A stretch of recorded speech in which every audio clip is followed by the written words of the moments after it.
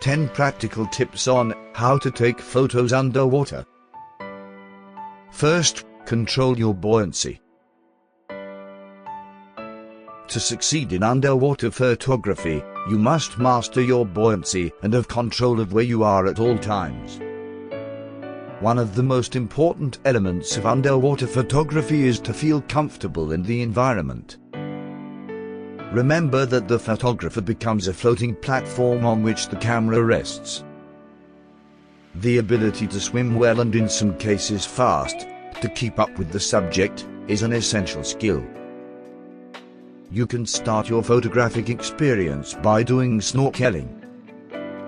Many of my most successful images have been made on the surface, where the light is abundant, and live the majority of large marine species such as whales, whale sharks, and even crocodiles. Second, study the marine life you will find. How does the shoal of fish move, and how can I get close to it? Are they dangerous or not? Understanding their behavior will allow you to produce stunning images. Third, use the right equipment.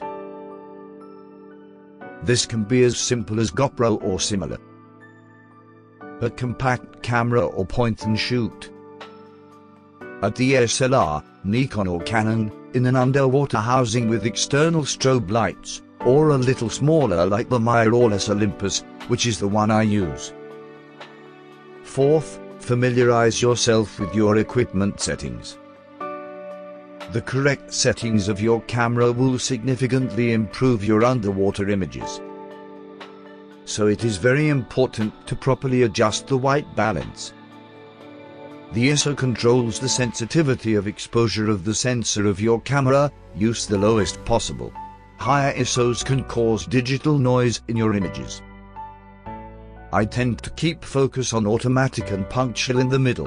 In some cases, I recompose the scene to capture the focus on the part that I want to highlight.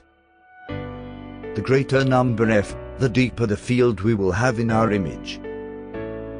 Do not be afraid to use your flash in the underwater images that you make. I tend to use take speed as a creative tool. Fifth, uses available light. Flash is not always the solution.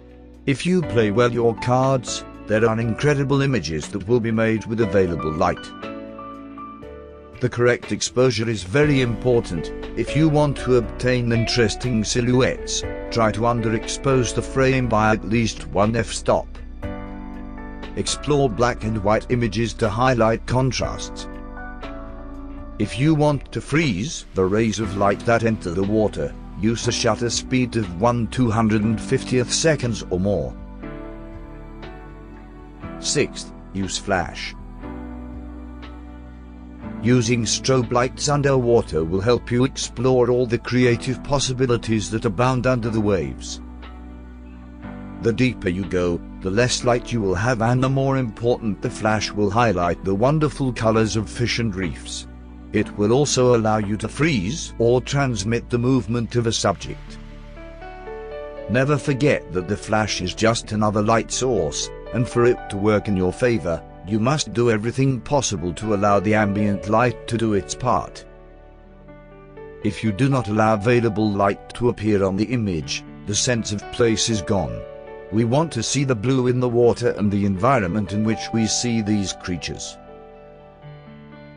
Seventh, use the rules of composition. Learn and practice familiar composition rules. Good images aren't shot, they're created. Wait for the right moment to take your shot. Above all, be patient. Marine creatures are territorial and always remain in their environment. Eighth, macro photography. Pay attention to the small details. Look for patterns and colors. Move stealthily and get as close as you can to your subject. Use existing techniques to isolate your subject so you can highlight their characteristics. Make contact with your subject and try to focus by moving your body or arms instead of using the machine's autofocus mechanism.